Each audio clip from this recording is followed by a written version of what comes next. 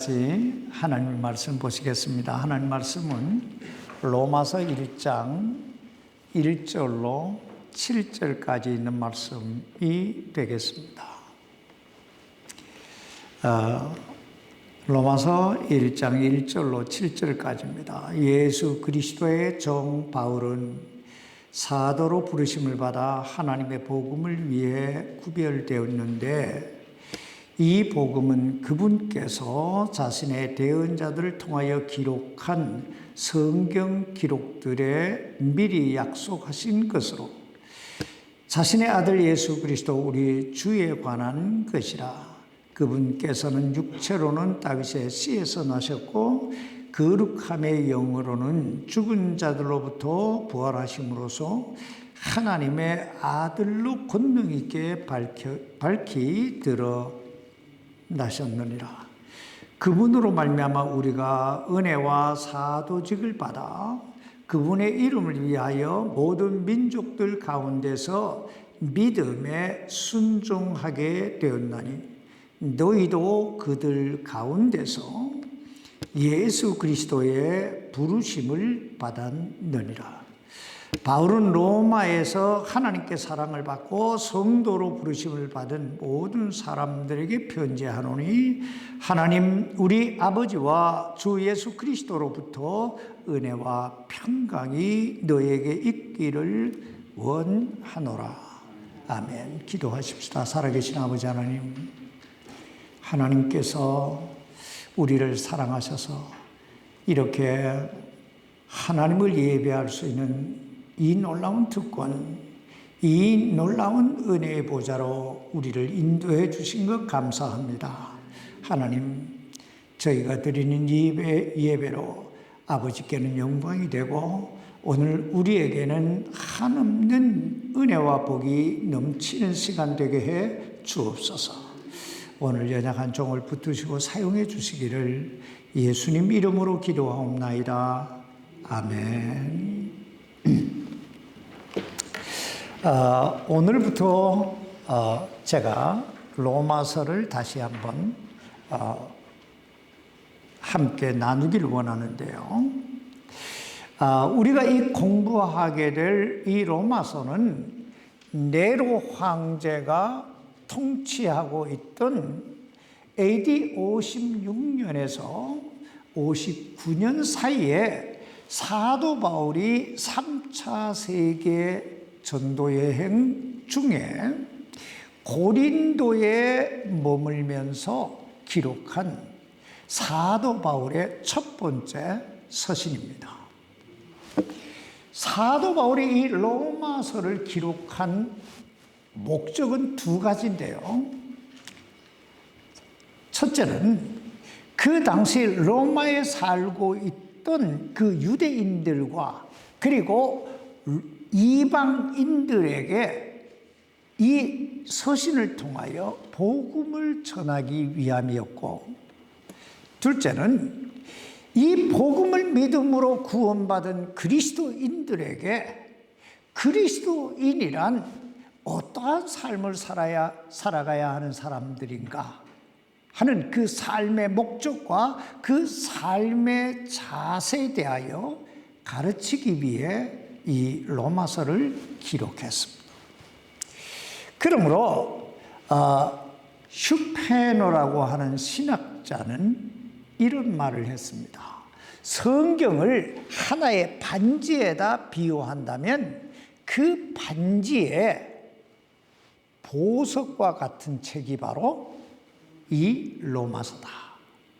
이것은 그만큼 이 로마서가 그리스도인의 신앙과 삶을 정립해주고 그리스도인의 정체성, 즉 그리스도인이란 어떤 사람들인가, 그리고 그리스도인은 어떻게 살아야 되는가 하는 그 그리스도인의 존재 목적을 정립해주는 대단히 중요한 서신입니다.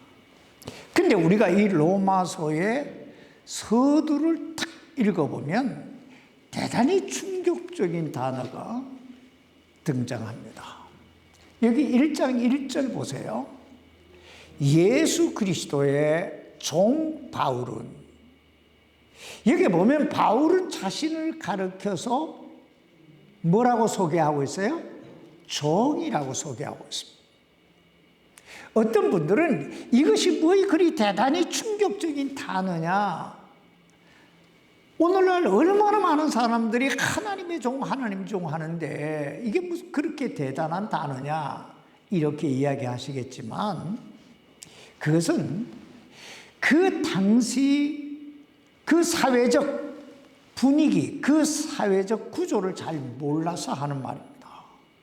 우리말 성경에는 그냥 종이라고 이렇게 번역되어 있지만은 헬라어 원문에 보면 노예라고 되어 있습니다. 노예.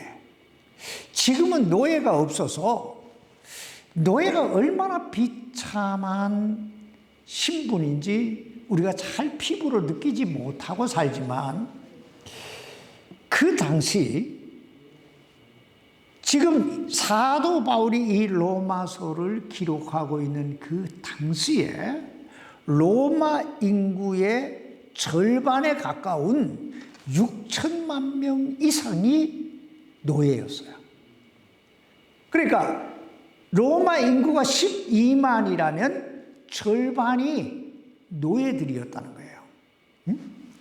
그만큼 로마가 전쟁을 많이 치르고 많은 사람들을 이제 볼모로 잡아와서 노예로 부려먹은 거예요.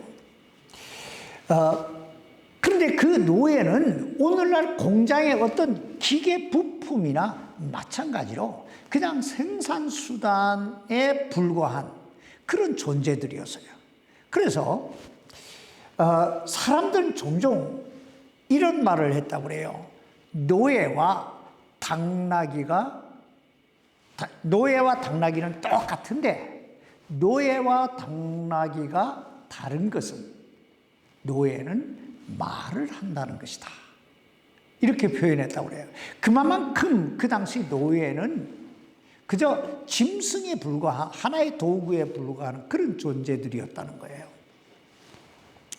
그 당시 노예 시장에 쭉 이렇게 가면 웃도리를 이렇게 반나체로 전시장에 쫙 노예들이 전시되어 있는데, 그 중에 사람들은 물건을 고르듯이 좀 이렇게 힘께나 쓸만한 사람을 지목하고 가격을 흥정해서 이 노예를 사오면 이 귓구멍에 이미 구멍이 이렇게 뚫어놔서 거기에다가 편말만, 주인 이름만 바꿔서 끼면 그 순간부터 그 사람은 그 주인의 노예가 되는 거예요. 노예가 되는 거예요.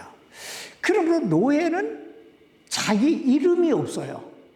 또 노예는 자기 생각도 없어요. 또 노예는 자기 의지나 꿈이나 계획이 없어요. 그저 주인이 개똥화하면 개똥이고, 그냥 주인이 부르는 이름이 그 이름이에요. 또 주인이 뭘 시키면 그 하라는 일이 자기 일이에요. 일어나라면 일어나고 서라면 앉으라면 앉아야 되는, 그야말로 주인의 그냥 도구, 부품에 불과한 거예요. 그런데 그런 상황을 누구보다 다 뼈저리게 느끼며 살고 있던 그 로마 사람들에게, 로마 교인들에게 지금 사도 바울은 자신을 가리켜서 나는 예수 그리스도의 노예라고 소개하고 있는 거예요. 여러분, 얼마나 참 충격적인 소개입니까? 사도 바울이 어떤 사람이에요? 여러분, 사도 바울은요, 그 당시에 로마의 시민권을 가지고 있던 로마 시민권자예요. 그리고 가말리엘 문화라고 하는 이 히브리에서 가장 최고의 학문이라고 하는 가말리엘 문화에서 율법을 전공한 아주 석학 중에 석학입니다. 그러므로 얼마든지 자기를 좀 아름답게 이렇게 소개할 수 있었을 거예요. 그런데 사도 바울은 딱 첫 마디에 예수 그리스도의 종이라고 자기를 소개하고 있는 거예요. 자, 그렇다면 사도 바울은 왜 자기를 예수님의 종이라고, 예수님의 노예라고 그렇게 소개했을까요? 우리들이 잘 아는 대로 사도 바울은 예수님에 대해 엄청난 증오심을 품고 살았던 사람이에요. 왜냐하면 그는 예수님을 메시아로 믿지 않았기 때문이에요. 그런데 예수님은 자신을 메시아라고, 하나님의 아들이라고 계속 말씀하시는 거예요. 게다가 그 예수님을 메시아라고 믿는 사람들은 예수님이 십자가에 못 박혀 돌아가셨음에도 불구하고 예수님이 3일 만에 부활하셨다고 막 전하고 다니는 거예요. 그러므로 그는 예수님뿐 아니라 예수 믿는 사람들이랑 하면 그냥 치를 뜨는 거예요. 그래서 여러분 사도행전을 쭉 읽어보세요. 사도행전을 쭉 읽어보면 첫 번째 순교자가 나오는데 그 첫 번째 순교자 이름이 뭐예요? 스데반이요. 스데반 집사가 돌에 맞아 죽을 때 그 돌 던지는 사람들 옷 받아주고 했던 사람이 사울이에요. 그리고 사도행전 9장에 보면 예수 믿는 사람들을 잡아 감옥에 가두기 위해서 대제사장에게 가서 공문을 받아서 다메섹, 다른 나라 수도까지 가가지고 예수 믿는 사람들을 잡아다가 가두었던 사람이 바로 사울이에요. 그런데 어느 날 다메섹으로 예수 믿는 사람들을 잡으러 가다가 하늘에서 강력한 엄청난 빛이 그를 비추게 돼요. 그는 깜짝 놀라 땅바닥에 풀썩 주저앉고 말았어요. 그때 하늘에서 음성이 들려옵니다.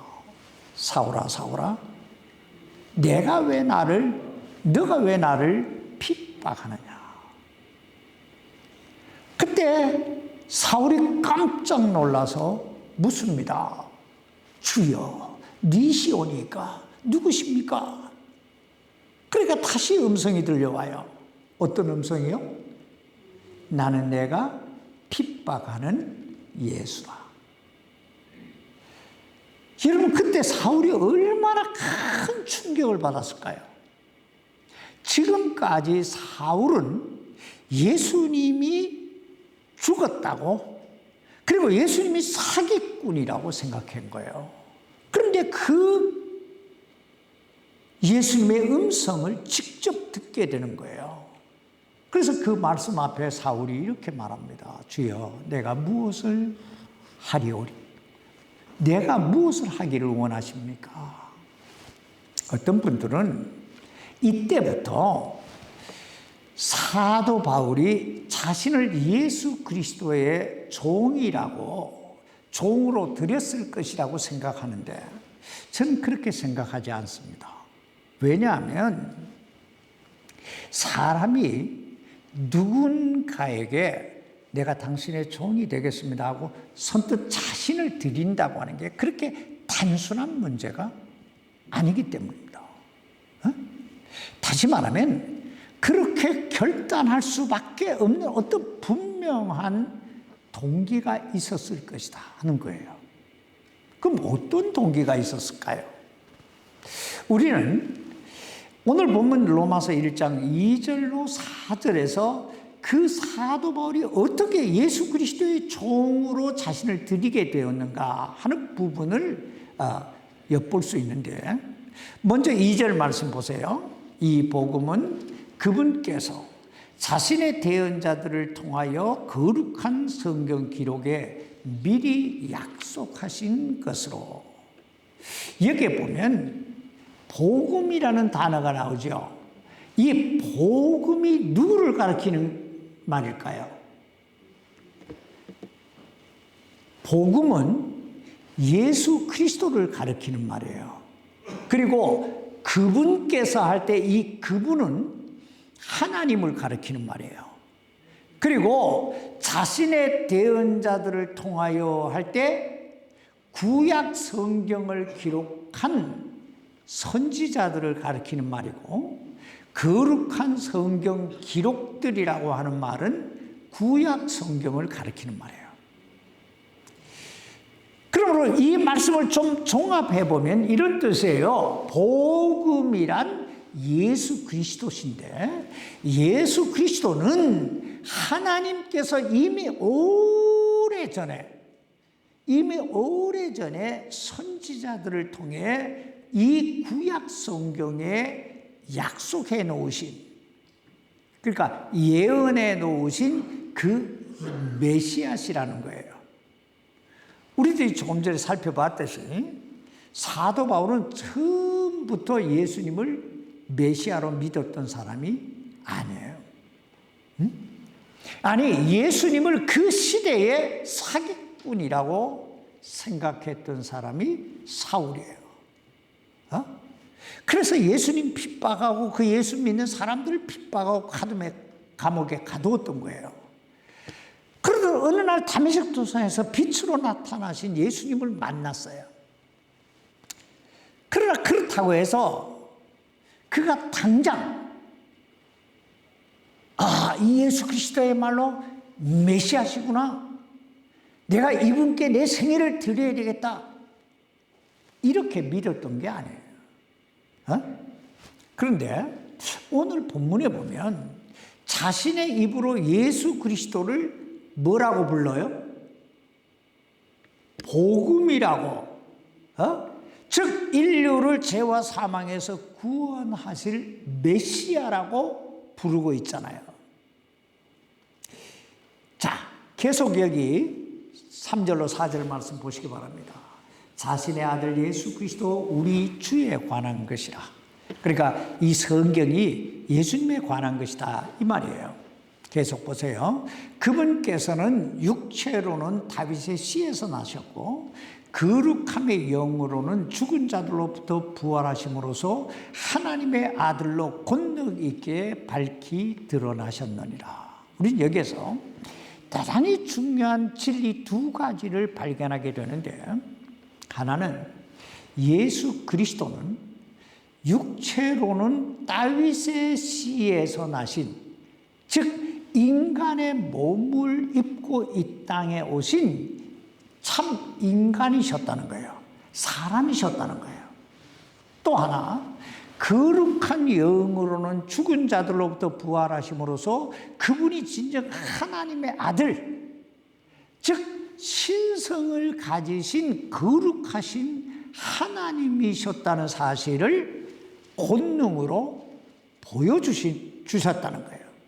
자, 다시 말하면 예수님은 인성을 가진 인간이신 동시에 신성을 가진 하나님이셨다는 거예요. 그러므로 이 두 가지, 예수님의 인성과 신성을 부인하면 이것이 바로 이단이에요. 자, 그렇다면 왜 예수님은 인성과 신성, 즉 거룩하신 하나님께서 왜 인간의 몸을 입고 이 땅에 오셔야만 하셨을까요? 좀 쉽게, 우리가 이해하기 쉽게 한번 생각해 보십시다. 여러분, 지금 사도 바울이 예수님을 누구라고 소개하고 있어요? 복음이라고 소개하고 있어요. 복음.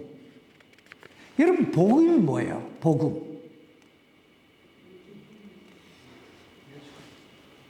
복음은 헬라어로 유앙겔리온이란 말인데, 이거 기쁨의 소식이란 말이에요. 기쁨의 소식. 즉 예수님은 인간에게 있어 가장 큰 기쁨의 소식이 되시는 분이다, 이런 뜻이에요. 우리에게 있어 가장 큰 기쁨의 소식, 그분이 누구예요? 예수님이에요. 이걸 우리는 뭐라고 부른다고요? 복음이라고 합니다. 그렇다면 우리 인간에게 있어 가장 큰 기쁨의 소식은 뭘까요?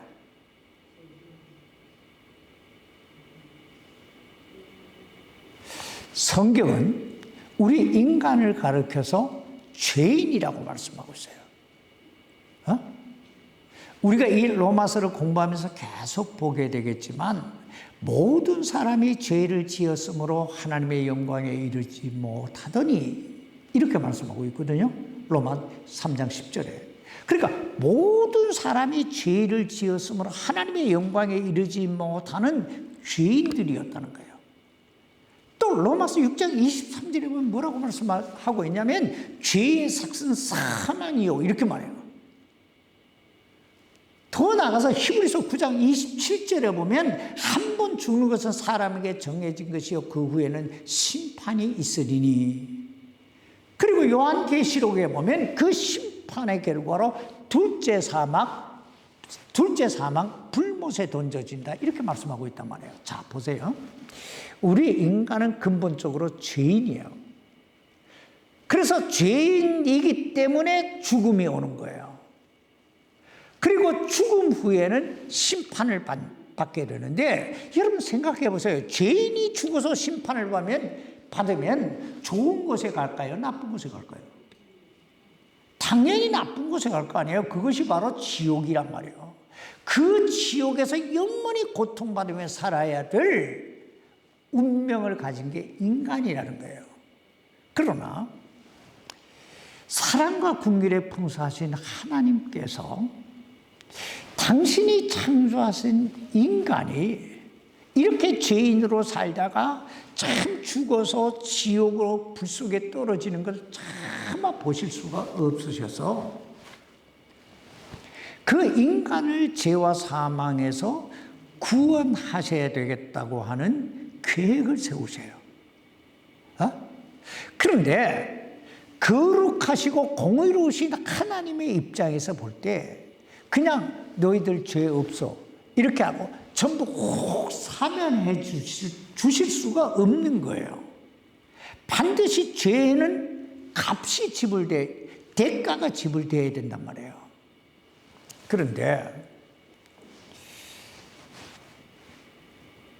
그 인간의 죄를 대신하여 죽어줄 희생 제물이 필요했는데 그 희생 제물이 되기 위해서는 두 가지 필수 조건이 필요했어요.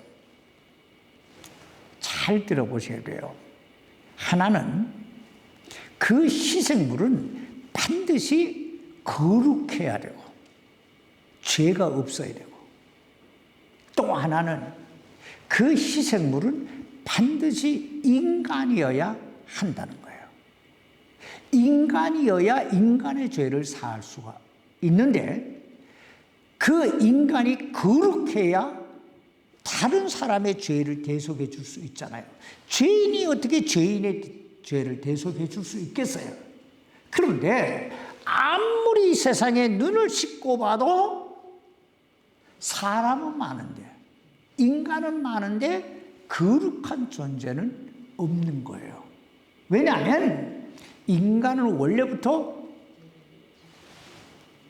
인류의 조상 아담의 죄의 성품, 그 피를 물려받고 태어난 존재이기 때문에 전부 다 뭐예요?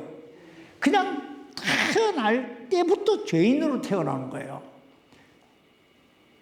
그래서 하나님께서 하나의 계획을 세우신 거예요. 새로운 계획을 세우셨는데 당신의 아들, 독생자 예수 그리스도를 이 땅에 인간의 몸을 입혀 이 땅에 보내야 되겠다. 그래서 임마누엘이라고 하는 단어가 나오는 거예요. 임마누엘. 하나님이 우리와 함께 하시기 위해 인간의 몸을 입고 이 땅에 오셨다. 그래서 다윗의 혈통인 요셉이라고 하는 사람과 정혼한 동정녀 마리아의 몸을 빌어 성령을 통해 잉태케 하심으로 예수님이 이 땅에 인간의 몸을 입고 태어나신 거예요. 그러나 이 세상 사람들은 그 누구도 예수님을 하나님의 아들이라고, 메시아라고 믿지 않았어요. 심지어 예수님의 제자들조차도 3년 동안 예수님과 함께 하면서도 예수님이 정말 메시아, 하나님이시라고 하는 사실에 대한 확신이 없었어요. 여러분 생각해 보세요. 만약에 제자들에게 예수님이 메시아라고 하는 확신이 있었다면, 예수님은 십자가에 못 박히셨을 때 그들이 도망갔을까요? 죽어도 함께 했을 거예요. 그런 확신이 없었던 거예요. 근데 예수님이 십자가에 못 박혀 죽은 지 3일이 지나자 이 세상은 서서히 요동치기 시작해요. 여러분, 무슨 일이 일어난 걸까요? 예수님께서 죽은 지 3일 만에 부활하신 줄 믿습니다. 예수님이 부활하심을 통해서 당신이 하나님이시라고 하는 사실을 드러내기 시작한 거예요. 이게 권능이에요. 이처럼 예수님께서 인성과 신성을 가지고 이 땅에 태어나신 이유는 바로 우리의 복음이 되시기 위해서였다는 거예요. 자, 다시 본론으로 돌아가서, 그렇다면 사도 바울은 어떻게 이 사실을 깨달을 수 있었을까요? 어떻게 이 사실을 깨달았을까? 갈라디아서 1장 17절 18절에 보면요, 바울이 다메섹 도상에서 예수 그리스도를 만나고 나서 장님이 되잖아요. 눈이 멀어요. 그리고 3일 만에 이 주님께서 그 당신의 종인 이 종을 보내서 그 눈을 뜨게 해주세요. 형제 사울아 다시 보라 해서 다시 보게 돼요. 그리고 나서 사울이 아라비아 사막으로 떠나요. 그 아라비아 사막에서 3년을 머무는데 3년 동안 그가 뭘 했는지 기록이 없어요. 자, 여러분, 사울이 아라비아 사막에서 3년 동안 지내면서 뭘 하면서 지냈을 것 같아요? 뭘 했을까요? 그는 분명히, 그가 누구예요? 그가 율법학자잖아요. 가말리엘 문화에서 율법을 전공한 사람이에요. 그러니까 구약 성경을 전공한 사람이란 말이에요. 그래서 아라비아 사막에 가가지고 3년 동안 머물면서 다시 성경을 펼쳐 읽기 시작하는 거예요. 분명히 그의 성품으로 와서 가만히 있었을 리는 없어요. 그리고 그가 이 쓴 14권의 서신들을 보면요, 전부 구약 성경들이 인용되어 있거든요. 그런 걸로 봐서 그는 3년 동안 계속 이 성경을 읽고 묵상하고 연구했을 거예요. 그러면서 연신, 이 말이 나왔을 거예요. 창세기 3장 15절에서 말씀하고 있는 여자의 후손이 바로 예수님이구나. 창세기 12장에서 복의 근원이라고 하는 이 분이 바로 예수님이구나. 정말 이사야 선지자가 이야기하고 있는 이새의 줄기 다윗의 씨가 바로 베들레헴에서 태어나신 예수님을 가리키는 말이구나. 보라, 처녀가 잉태하여 아들을 낳으리니 하는 이 말씀이 바로 예수님에 관한 이야기구나. 이사야서 53장에서 고난의 종이라고 하는 이분이 바로 십자가에, 나의 죄를 위해 십자가에 못 박혀 돌아가신 예수님을 가리키는 말씀이구나. 시편 16편에 보면 썩음을 당치 않는다 라고 하신 이분이 3일 만에 부활하실 것을 예언한 말씀이구나. 이 모든 것들이 그냥 막 머릿속에 막 떠오르는 거예요. 그때 여러분 사울의 심정이 어떠했을까요? 엄청난 충격을 받았을 거예요. 그렇다면, 정말 그렇다면 내가 누구를 향해 돌을 던지고 내가 누구를 핍박했다는 말인가? 막 엄청난 충격에 휩싸이기 시작하는 거예요. 아마 그는 가슴을 치며 통곡했을 거예요. 아, 내가 이 메시아를, 내가 이 주님을 내가 몰랐구나. 그러면서 자원해서 자신을 드리기 시작하는 거예요. 오, 주님, 이제부터 내가 주님의 종이 되겠습니다. 주님의 노예로 살겠습니다. 우린요, 사도 바울이 얼마나 헌신된 사람인지 사도행전 20장에서 볼 수 있어요. 죽음이 앞에 기다린다고 가지 말라고 그렇게 많은 사람들이 말려도 바울이 뭐라고 이야기하는 줄 아세요? 내가 나의 달려갈 길과 주 예수께 받은 사명 곧 하나님의 은혜의 복음을 전하는 일을 마치려 하면은 나의 생명을 조금도 귀한 것으로 여기지 않겠다. 그냥 막 전적으로 하나님께 목숨을 드린 거예요. 자, 그렇다면 사도 바울의 이 고백이 오늘을 살아가고 있는 우리에게는 어떤 의미일까요? 어떤 분들은 예수님의 종이라고 하는 이 단어가 그냥 바울의 것인 줄로만 알아요. 그런데 여러분, 미안하지만 성경을 좀 잘 봐야 돼요. 성경을 잘 보면 물론 우리는 바울이 아니에요. 우리는 사도도 아니에요. 그러나 우리가 하나님의 것인 것만은 분명해요. 누구 거라고요? 하나님 거다. 자, 여기 로마서 1장 6절 말씀 보세요.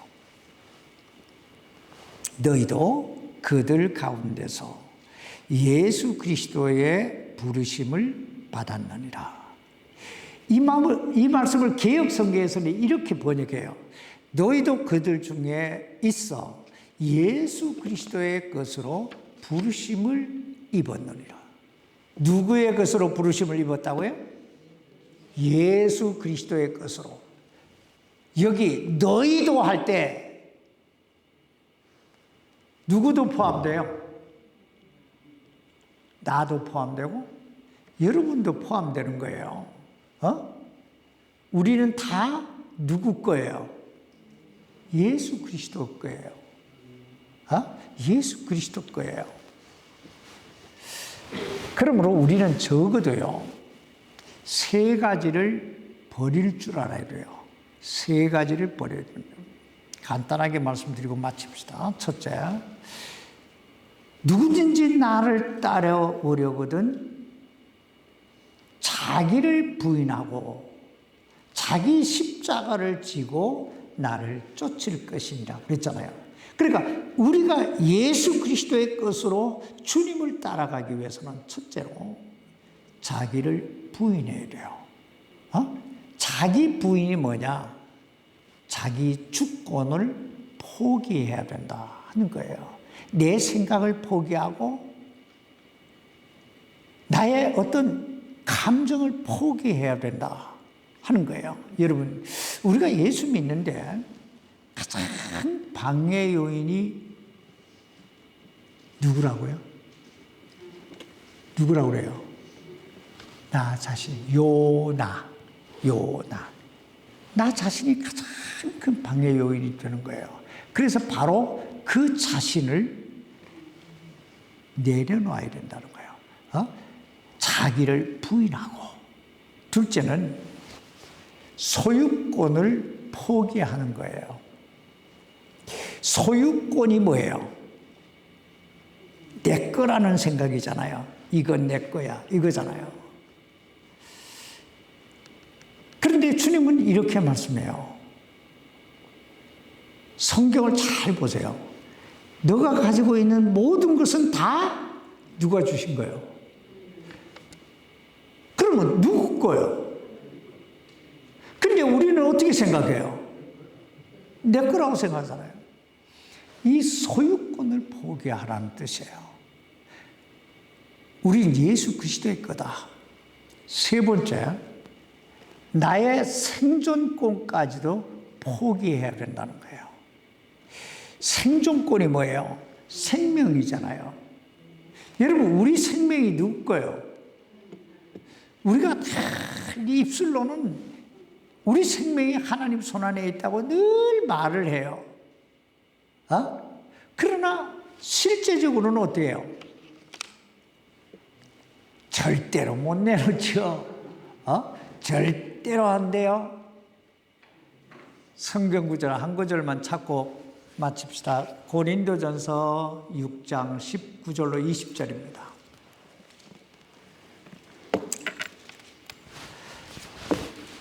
고린도전서 6장 19절로 20절입니다. 제가 우리 같이 읽을까요? 고린도전서 6장 19절로 20절입니다. 너희는 시작. 너희는 너희 자신의 것이 아니 왜 이렇게 목소리가 하나도 안 들려요? 안 찾은 거예요? 고린도전서 6장 19절로 20절.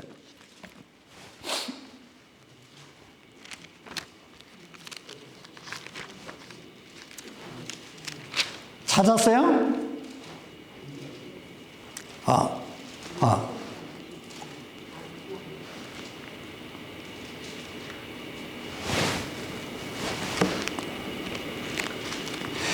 이게 고린도서 6장 19절로 20절까지 읽읍시다. 시작. 도대체 무슨 말이냐? 너희 몸이 너희가 하나님에게서 받은 바 너희 안에 계신 성령의 전인 줄을 너희가 알지 못하느냐? 너희는 너희 자신의 것이 아니니 주께서 값을 치르고 너희를 사셨느니라. 그런즉 하나님의 것인 너희 몸과 너희 영으로 하나님께 영광을 돌리라. 여기 보세요. 너희는 너의 자신의 것이 아니라고 그러잖아요. 주께서 값을 치르고 사셨다고 그러잖아요. 그런즉 너희 몸을 누구께 드려요? 하나님께 드리라고 그러잖아요. 그렇습니다. 우리 모두는요, 하나님께서 당신의 아들 예수 그리스도의 그 보혈로, 그 보혈의 피값으로 죄와 사망에서 구원해 주신 하나님의 귀한 아들과 딸이에요. 그렇기 때문에 우리가 우리 몸으로 하나님께 영광을 돌려야 될 줄 믿습니다. 우리 다 같이 기도하고, 우리 이제 로마서를 여러분 꼭 많이 읽어오시기 바랍니다. 기도합시다. 살아계신 아버지 하나님, 하나님께서 오늘 은혜를 주셔서 이렇게 하나님의 은혜의 보좌 앞에 나와 하나님을 예배하는 예배자가 되게 해주신 것 감사합니다.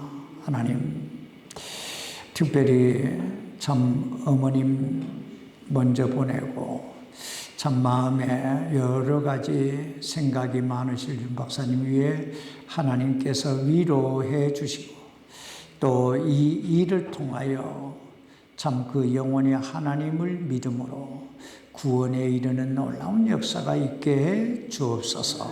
그리고 우리 김부자자매 육신적으로 연약한 가운데 있사오니 하나님 그를 긍휼히 여기시고 치료하셔서 아버지 영광의 도구로 남은 생에 쓰임받게 하옵소서. 이제 우리 사랑하는 성도들 힘들고 어려운 일 만나도 내가 하나님의 것이다 하는 생각을 가지고 하나님 나를 지켜주신다는 믿음을 가지고 무슨 일을 만나도 이기는 자들이 다 되게 해주시기를 예수님 이름으로 기도하옵나이다. 아멘.